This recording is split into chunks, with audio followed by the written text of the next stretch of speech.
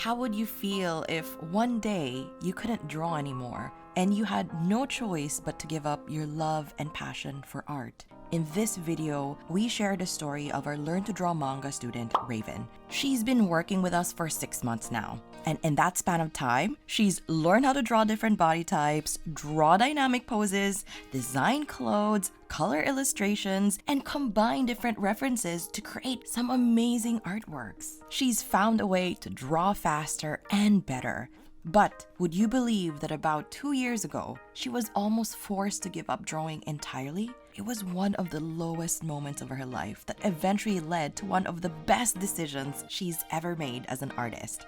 If you want to know how Raven went from being unable to even hold a pencil to finally creating an artwork like this, then make sure to stick around. If you're new to this channel, our mission is to help beginner anime and manga artists just like you level up from copying and doing fan art to finally designing your own original characters and illustrations.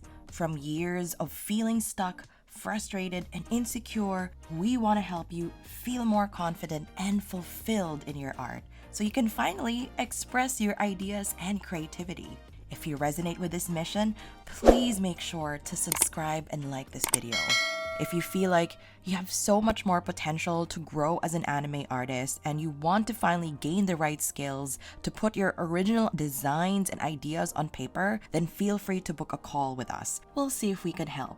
The link is in the description. When and how did you fall in love with anime and manga drawing? It was way back, actually. I can't ever remember not liking it. My grandfather was Japanese, so he had anime lying around the house and everything. I think drawing specifically, somewhere between 4 and 6 years old, is when I specifically started going for anime style. Before that, it was just drawing anything. Initially, it was just a lot of looking at the screen and looking at the book and trying to copy it, which didn't really go so well. After a while, I was like, okay, well, let me trace until I get the handle of it and maybe I can do it on my own, which is great for that one position. But then if you want to sculpt it slightly, you have no idea what to do. Yeah. You're like, oh, they have a flower and now they have a phone. Those are two totally different hands. And I started trying to watch the how to draw videos when I got older and had my own internet. But I don't like when I have to pause every 2 seconds or they do a movement and I don't understand what they did. I'm looking at it and you're like, oh, like that. And then you're like, but when I do that, I don't make the same line. I'm like, what did you do with that thing? It doesn't make sense to me. And then with the books, you have the how to draw books, which are great. And then they draw the line and you're like, okay, same deal. I see the line, but I don't necessarily understand how to do it. So not knowing that you have to go down or you have to turn the paper to get it that way was something I would not have figured out for myself. Because the person, that's one of the nice things about the class is when we were with Mentor Steph, he'd watch us draw and he's like, oh, turn on your camera so I can see what you're doing. And he's like, oh, I noticed you're doing this. Maybe try this instead. And you're like, oh, I didn't even know that was a problem. So this is nice. I like that. Backing up a little bit, when I was 18, my mom died, and I drew a lot to get through those feelings because it was very sudden.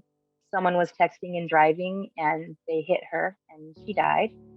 And the paramedics brought her back, but her brain never turned back on. So we did end up having to pull the plug, and there was that guilt for a really long time. We only waited a couple of days. What if her brain had more time? What if we had waited? And just all those feelings. So I draw those out because my younger brother and sister were both minors at the time, and they ended up coming to live with me. So suddenly I was a single parent of 2 kids who were very angry at the world and decided that I'm not their real mom. I can't tell them what to do. Stop acting like mom. I can't get mad at them. It's not they're doing their feelings. So I draw. There's definitely some drawings where you're just oh, stupid children, knock it off. Because obviously you're not going to run around whacking your brothers and sisters. Yeah. So I used to draw a lot with that, and it helped me sort through those feelings, and it did feel better. Can you tell us about what happened when you broke your arm and how you felt that time? Can you tell us about it?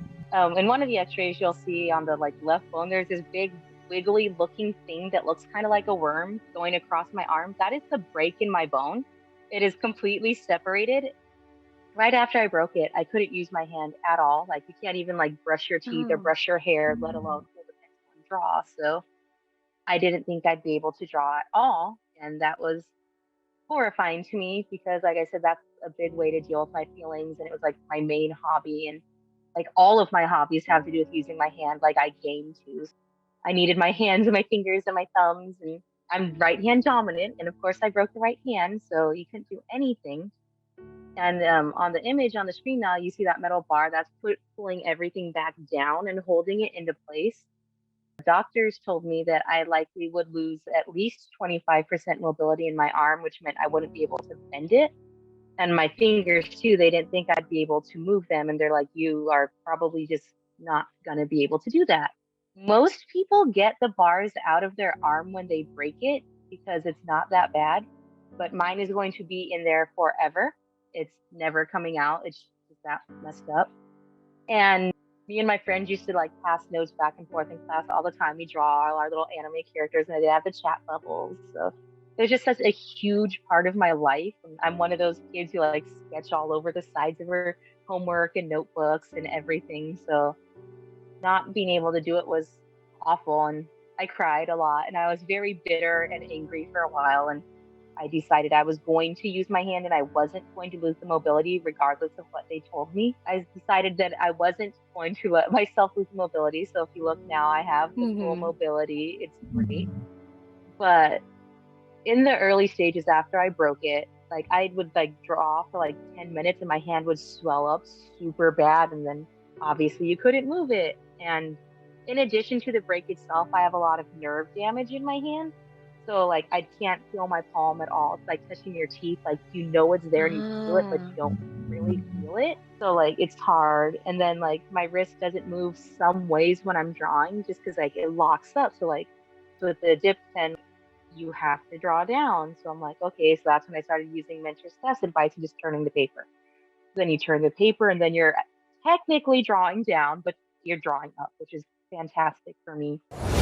What made you finally decide to join the anime and manga drawing course? I think it was like 2 years after I broke my arm, but like maybe a year after I started drawing again that I saw the advertisements for like one of the master classes from the Learn to Draw, and I was like, oh, that would be fantastic. But you know, I don't think it's for me. I don't know how well I do online because I kind of just assumed it'd be one of those like, oh, we pre-record the video and then you get to watch it and you come back to us later, which is not. So, and I actually attended a couple of the like interviews like this with the prior classmates from the Philippines. I think I attended every one of the ones with the senseis.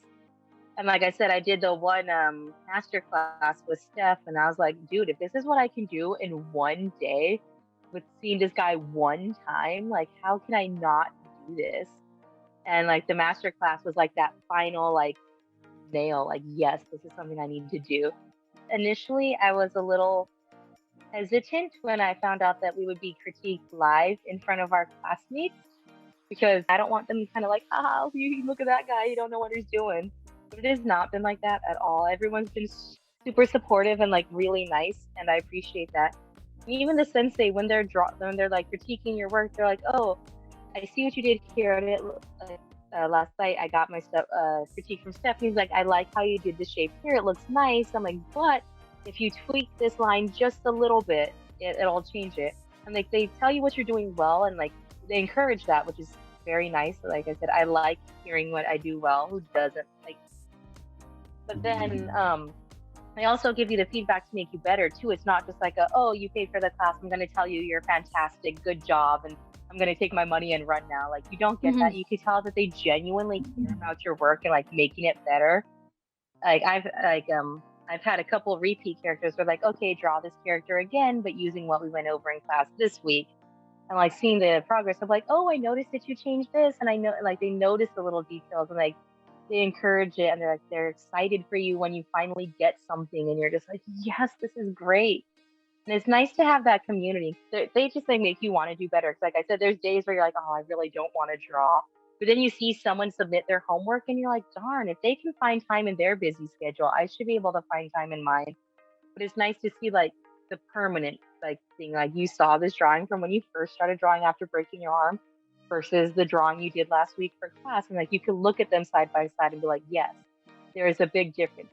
What advice would you give to our friends who are still starting out with anime and manga? Don't underestimate the power of having someone sit there with you and just kind of give you some feedback. It doesn't even necessarily have to be someone who could draw really well. The average person can look at something and be like, that looks a little strange. It's important to know your limits and acknowledge that you can get help, and using help isn't a crutch. Like one of the things our senseis tell us all the time is like references, use them.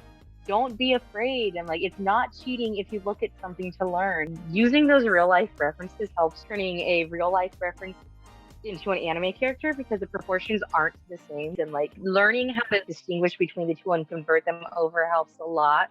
So like, don't be afraid to go out and try multiple different styles either, because it helps a lot to just like get that library in your head. And it's gonna take practice and it's gonna take some work. When you notice something's wrong, don't be afraid to like stop and take a break and then come back to it. Don't disregard the power of going back and like doing something again. There's gonna be multiple drafts, and that's all right. If just like Raven, you have a burning passion for your anime and manga art and feel like you have so much more potential to develop your skills and confidently put your original ideas and designs on paper, then we invite you to book a consultation call with us. We'll see if we can help. The link is in the description. Thank you so much for watching. We'll see you in our next video.